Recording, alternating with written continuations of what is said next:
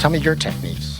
So I actually did want to ask you to help me diagnose myself. Sure. Because, again, I watched all the YouTube videos that explained fry versus false chord, read a whole bunch of articles. None of that helped me. I needed to just pay attention to how I speak, how I interact in the world. And it was specifically, I noticed when I'm like really drunk playing a video game, like Nazi zombies or something, I get knocked down and I just scream in rage. That is what I needed to pay attention to unlock my main screaming technique, which is the like mid to high range. Okay. I have thought of it so far as a falsetto false chord vocal. So your head voice, you're going up. Yeah.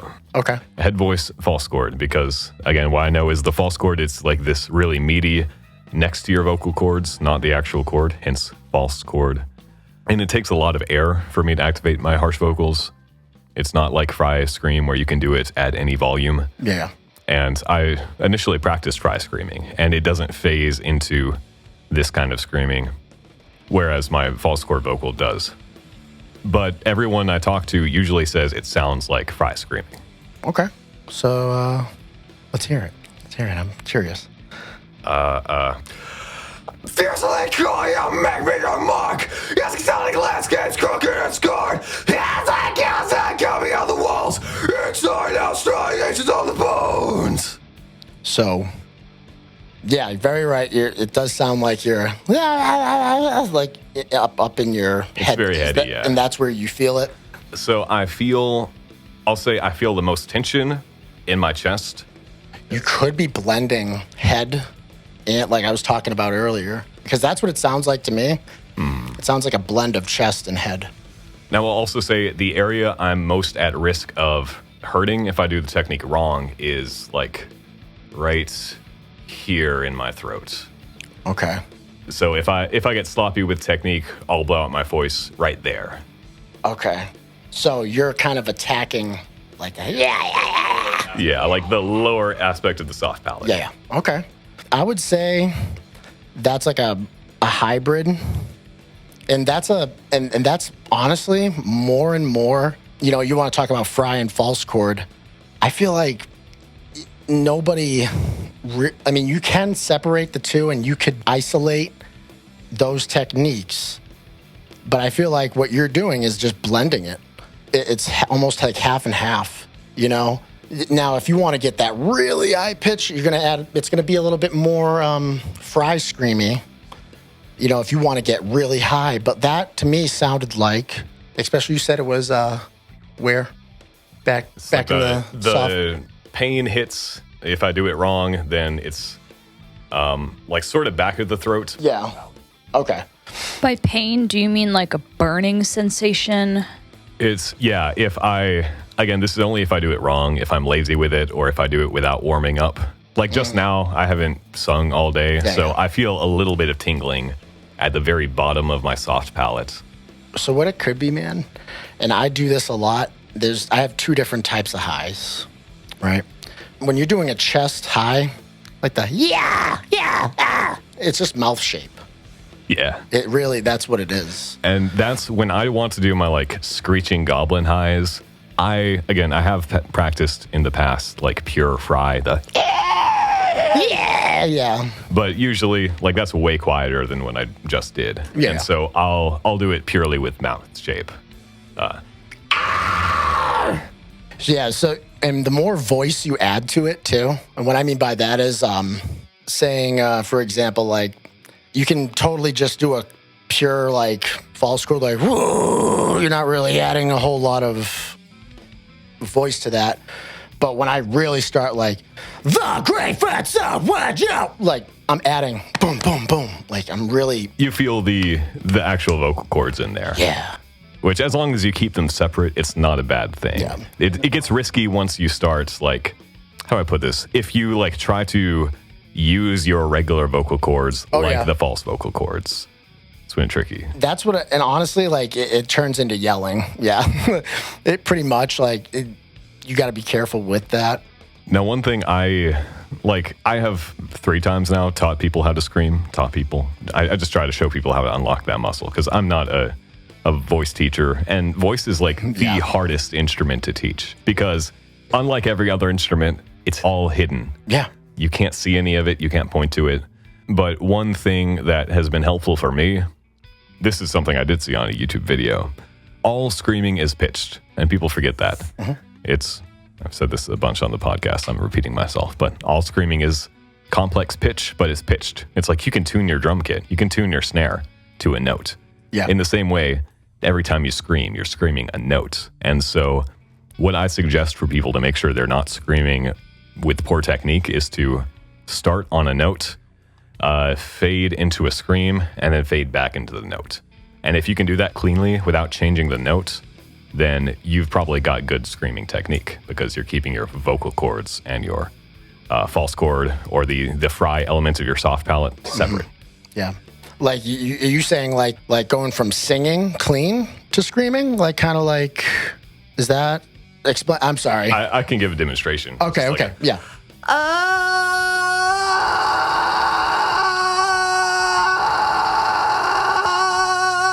Okay, yeah, that's what I was, and that's adding voice. Yeah, just like, like. Yeah, you can do it with the sirens too.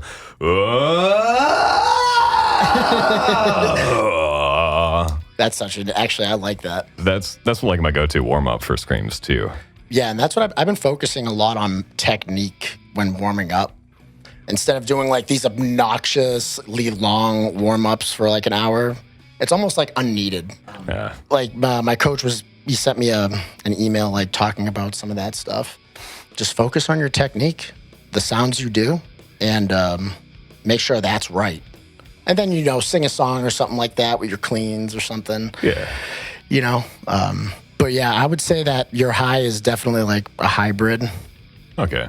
It's so hard, like, because like you said, like my vocal coach was really good at expressing that parts, like the anatomy of it, because he'll pull up a chart. Where do you feel it in your throat? Or where do you feel this? That's what I feel like, not that I would really benefit from hearing, but I would just be entertained by hearing, because I feel very confident in my screaming, way more confident in my screaming than my pitched singing. That's the most insane thing I've ever heard because you have such a great voice. I took a couple years of like classical singing lessons under two different teachers. Okay. And at one point I was like really good. I've just become lazy with my clean singing. I have spent a lot more time just practicing maybe vocal acting, I'll say. Okay. So I'm way less focused with technique versus like, I've been listening to a lot of punk music.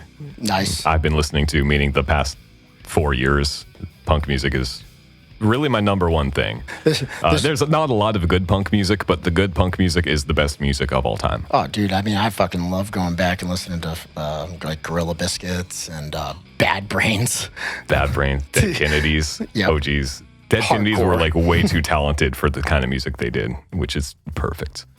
But yeah, I've been way more focused on what sort of character I want to embody versus actual good singing technique. See, I'm the opposite. I've been working more on my cleans a little bit more now. Like, just to keep myself, don't get complacent, essentially. That's the word I was looking for. Yeah. I've gotten complacent because I've got a DAW and like, I sing, I play all instruments passably, but I am a virtuoso with a digital audio workstation. And I'm just so used to record a take and then pitch correct.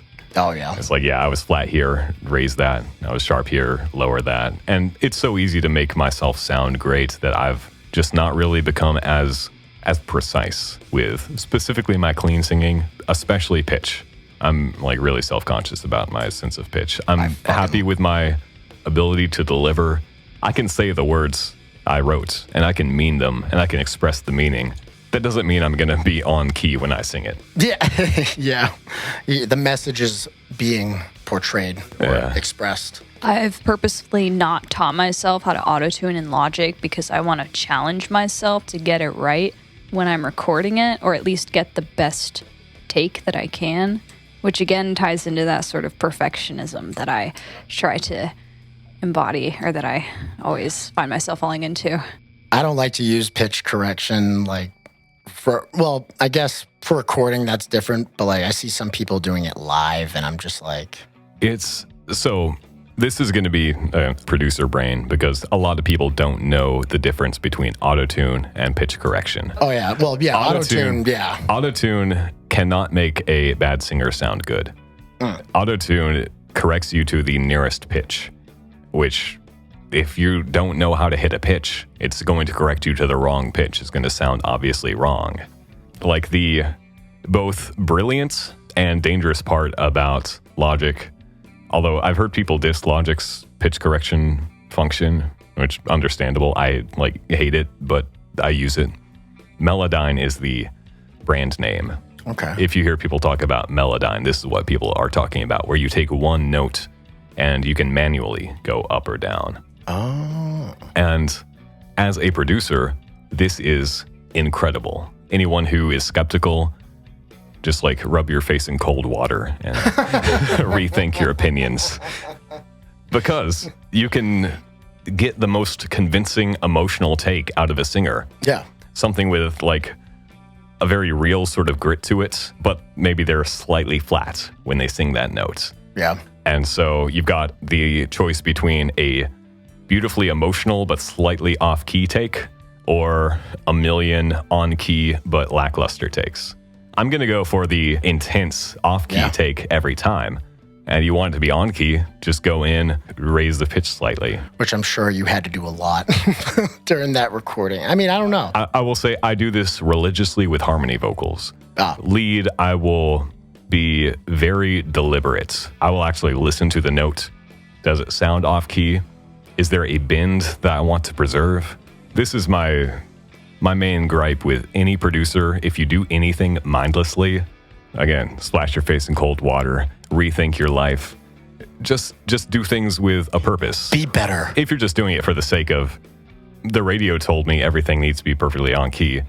Well, one, the radio didn't, because listen to a classic rock station. Those guys can't even sing their own songs anymore. Run through pitch analysis. The original recording, they were off key. You didn't notice until you ran it through that pitch analysis. So don't think so critically about your own work. And yeah, same deal. Autotune on harmony vocals. Autotune if you're doing a pop song where you want it to sound really crispy. Go for it. As long as anything you do is done with intention. I'm so curious at how many times you had to do that to me.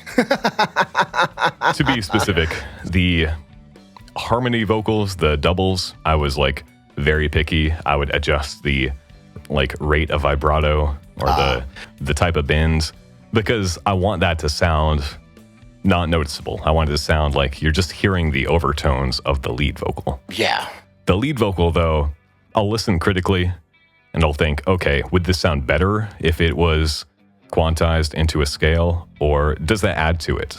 Because a lot of the time it does. That's what blues is about. The genre is named after the blue note, which is out of the key. Yeah. It's a bend. A lot of meaning in music is generated by the tension, by the slightly off-kilter. Yeah. Honestly, if an album sounds, anybody who just goes to record and thinks anything sounds perfect, like you said, stick your face in cold water or whatever. Run outside in the rain, take a cold plunge in the shower, do something. Actually, no, that's a good point because my therapist told me, she said, if you're ever feeling really emotionally overwhelmed, subject your body to extreme temperatures, usually cold, and it'll take all of the pain away from your mental pain to your physical sensations. And it's a good way to take a step back from your brain and reset, And yeah, that's why I said it, because that's what my therapist said. Hey.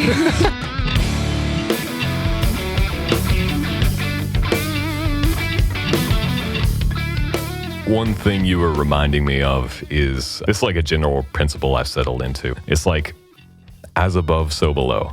The lower you get in the resonance of your vocal cords or in the type of vocal folds you're trying to hit, whether it's the arytenoids or the false chord, you need to sort of compensate in your head by bringing the soft palate up more for that resonance, or else it's just going to be muddy. Yeah. And this is one thing a lot of people struggle with is you're able to unlock those low screams, but it just sounds like it doesn't sound complex. Yeah. And the way to compensate for that is to add more resonance to just like the basic creating thing, the space. lift your like, eyebrows. Yeah, exactly.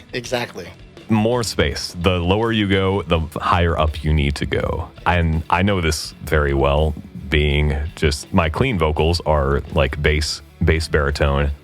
And the thing I've needed to constantly remind myself of is the lower you go, the more you need to raise your soft palate in order to be heard, because there's a limited range that the human voice will be picked up by people's ears, by microphones. You're limited to the 1K to 5K. And that's like the prime range for the human voice. Yeah. And you want to primarily punch in that register. You are fucking blowing my mind because I never really and now that you're like saying it, and like I'm like sitting here just like making my faces and how I would do a scream, and I'm kind of like, wow, okay. Like that's what I'm doing. Feels like I'm stretching my head or like exactly. It's like weird. You're grabbing your jaw or your throat and you're pulling down. At the same time, you're grabbing your soft palate, you're pulling up. Yeah, dude, that blows my fucking mind. That's crazy.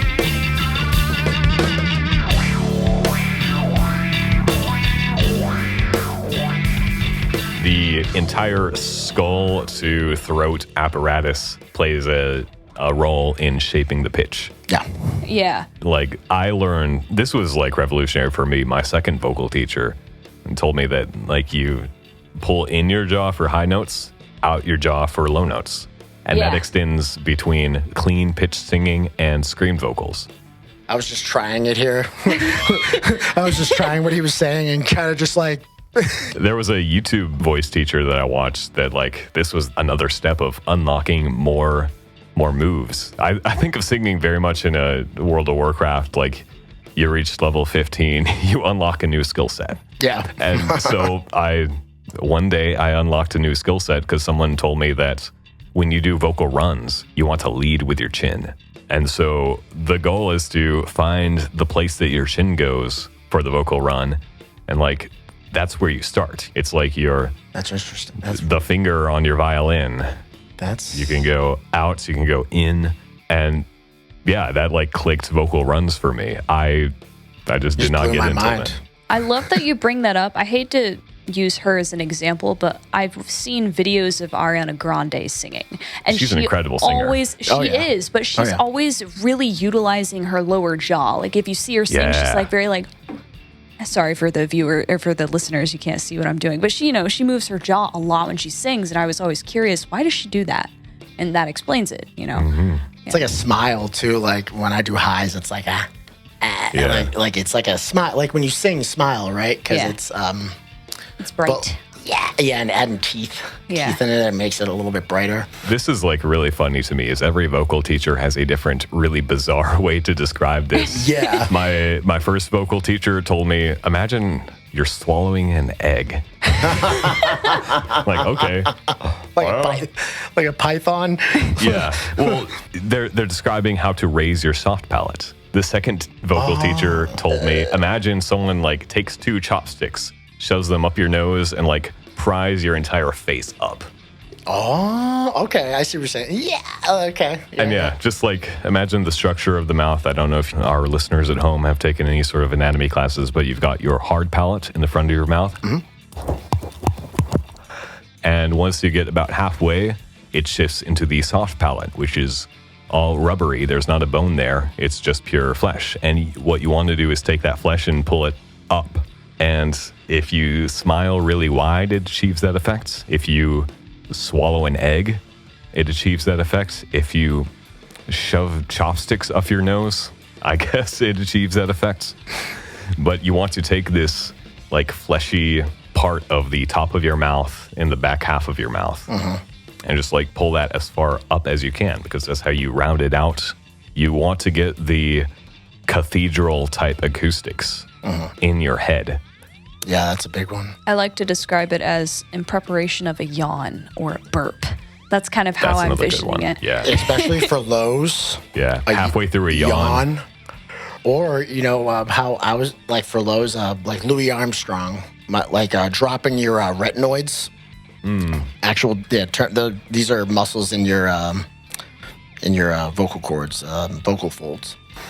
The retinoids, if you drop your retinoids or, you know, kind of like I see trees of green, you know, kind of like a Louis Armstrong. Red roses too. Yeah, you're dropping your retinoids and creating a lower resonance. So, like, you just got to feel, and that's all about placement again. Like, feel that spot, like talking like Patrick from SpongeBob. Yeah. Just kind of doing that placement, and then, like, and it makes this lower tone. And then also adding, like, an R sound. Like, I'll say ABC, right? And I'll add, like, or like a tiger, or, like, you know, like that. Like it kind of makes it lower, gives it a lower effect. I mean, again, my vocals sound like shit today, but I'll produce them all nice. Connor, make mine louder. No, I'm joking. But like, it's so fun though. Like trying new things. Like I said, once you have the basics down, it's kind of like it's all in your court. You know, Yeah. The ball's in your court. After that, you can try so many different things, like tongue placement and everything.